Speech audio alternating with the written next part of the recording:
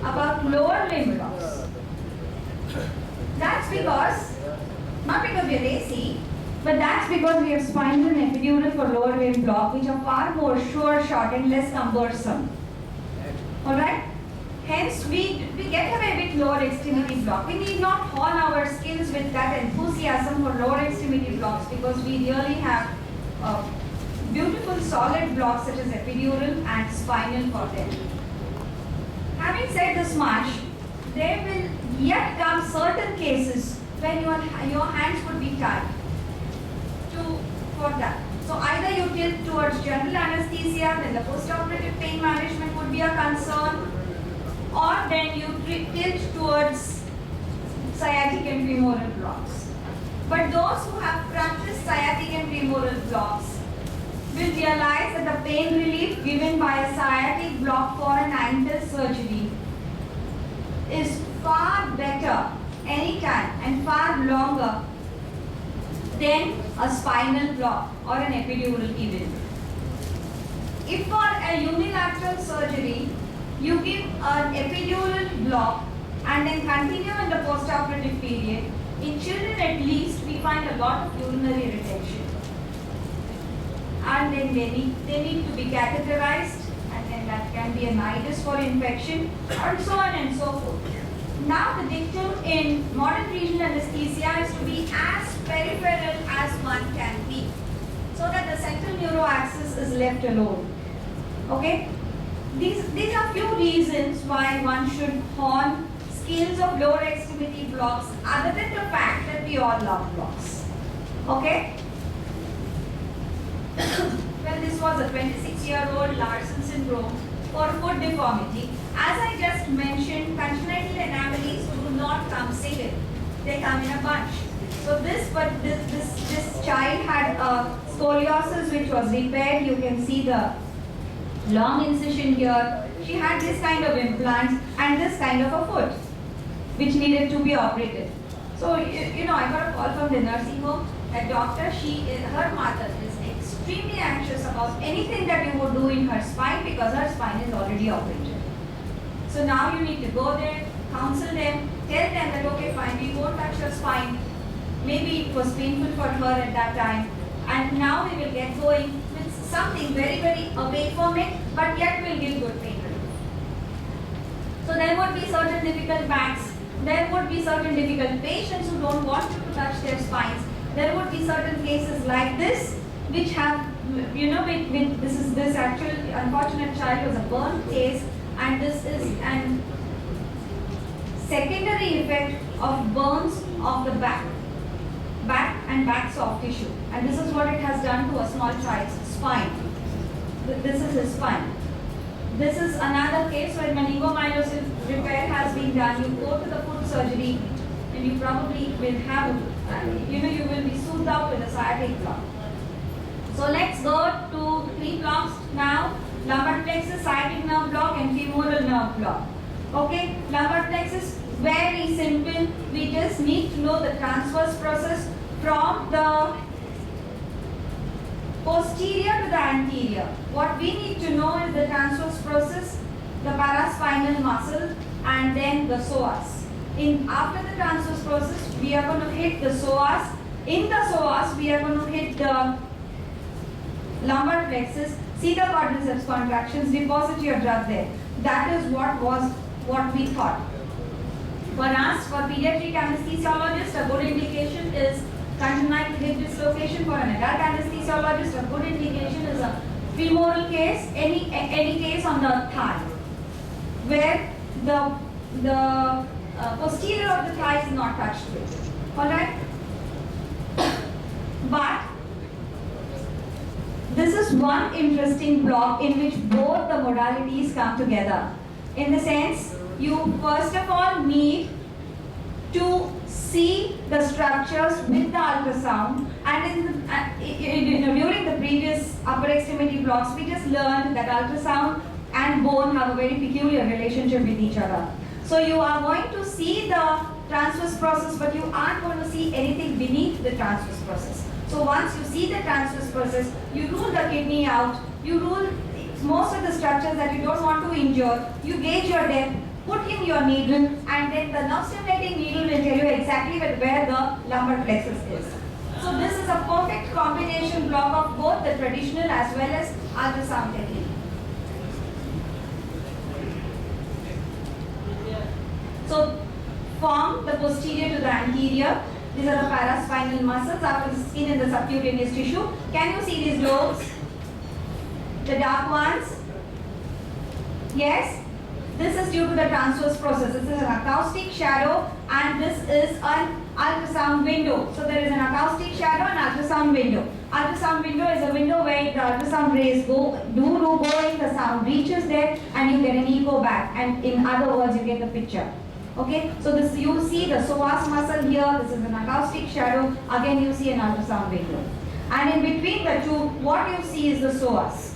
Once you see the psoas, the needle walks in like this, touches the lumbar plexus and gives you the quadriceps contraction. So this is a perfect dual modality block. Nowhere else will I ever admit that PNS and ultrasound need to be used together other than this. I mean, this is one of the best blocks to use both the modalities, because ultrasound is going to tell you where to go and PNS is going to tell you where exactly is your lumbar plexus. Ultrasound will show you everything other than the lumbar plexus. Let me see if this video works. This is an out of plane approach, gone under ultrasound guidance, and now I'm waiting for the quadriceps contractions to happen. You see the kidney on your way. Maybe when you come on the lower extremity station, I will scan it for you. Sciatic nerve block. You can block the sciatic nerve wherever you see the best. Criteria number 1. Criteria number 2, where the surgeon is going to operate. You can even reverse the criteria and make the criteria of where the surgeon is going to operate the most important one. The proximal, he comes on the leg. The proximal, you go with the sciatic nerve. So for an ankle, the popliteal is the best. If you go on the calf, come ahead a bit. If they want to operate on the posterior side of the thigh itself, go to the sacral plexus. This is in an adult. Yes, I know I'm using a high frequency probe because you can see that they are thin and gone on the penetration mode of it.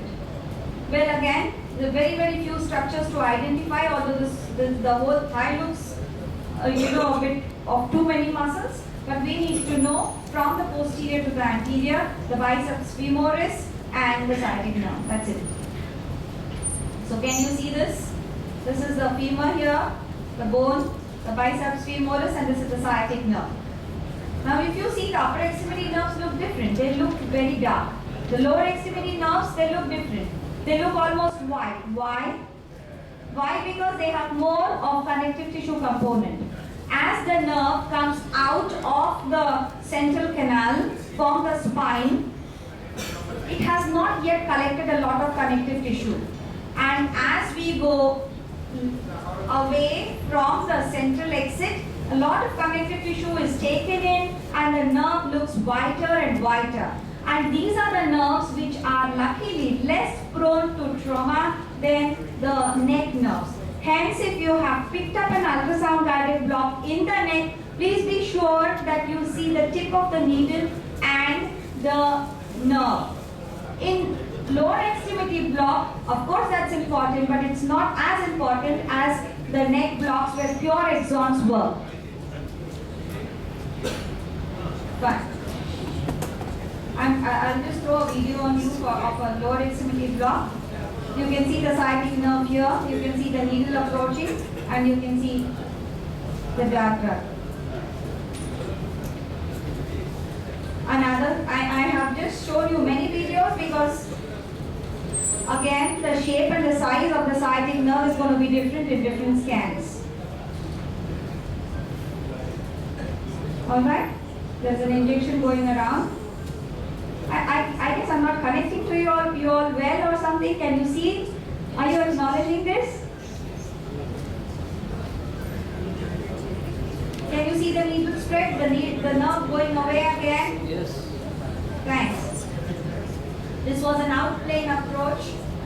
The one which you're going to see, this is a nerve stimulating needle. It's a block, one of my very, very early blocks, where I was not too sure how the sciatic nerve looked. And then the drug deposition. Did you see in an out of plane approach, you do not see the needle as well as you see in the in plane approach. But that doesn't mean out of plane is not as good as in plane. Different blocks is going to need different technicalities. This is one drama king I carry everywhere. Just watching. He is blocked with a sciatic nerve block. A lobster foot is being repaired. Just 1 hour in the post-op. He was howling. Now he takes a feed.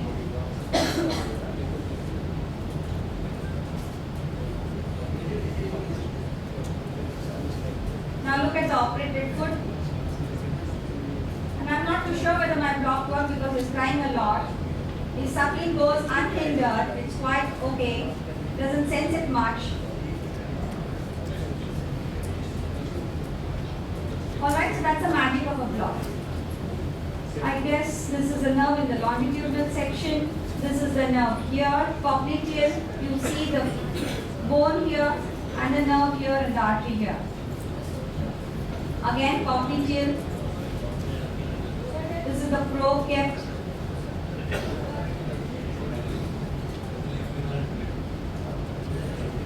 The needle, the nerve again. How many of you all practice sciatic nerve block here? Okay. Here is like the greater trochanter approach, the greater trochanter and the ischial tuberosity, and the nerve is seen here. When in children also it's a good block to work with. If you do it with a nerve stimulation, but in an amputated limb, you totally lost it, so this is a better way to do. You can put in continuous catheter solely under ultrasound because catheters are seen beautifully. This is the catheter coming out and this is the two he needed. Alright? You tunnel it, you keep it for many days. Many days it can be even for a week. Let me finish off with the femoral and then we finish off with the lectures. One of the simplest blocks to work with, one of the easiest blocks to begin. A beginner in ultrasound is highly recommended with this block so that they don't get demoralized and throw the equipment and run outside the theatre. It's very simple block. You just need to keep the probe this way with the orientation marker laterally, and then after having kept the probe this way, what you see is a very, very simple picture of femoral vein, femoral artery and femoral nerve. Femoral vein, femoral artery, and this is the femoral nerve. Clear? Very, very simple.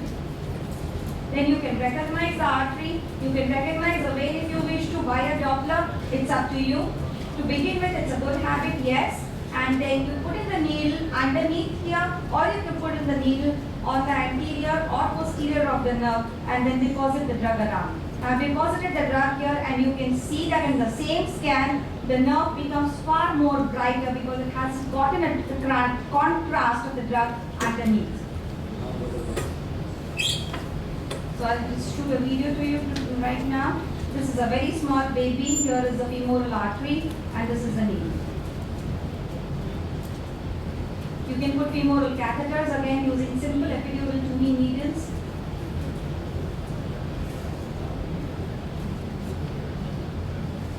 This is the catheter. A catheter is never seen as well as a needle. You fix them, tunnel them. Next day if you want to go and give a top-up, follow that top-up with the ultrasound probe and you will see the drug coming out of the catheter, if not the entire catheter. Take it out. These are the dosages. Anyway, thanks for listening. To shrink the whole subject in 3 hours is extremely difficult because this is a vast one. What I guessed I did right now was just to give a glimpse of what ultrasound and regional anesthesia can do together. Well, Dr. Das, how do we go with the workshop now?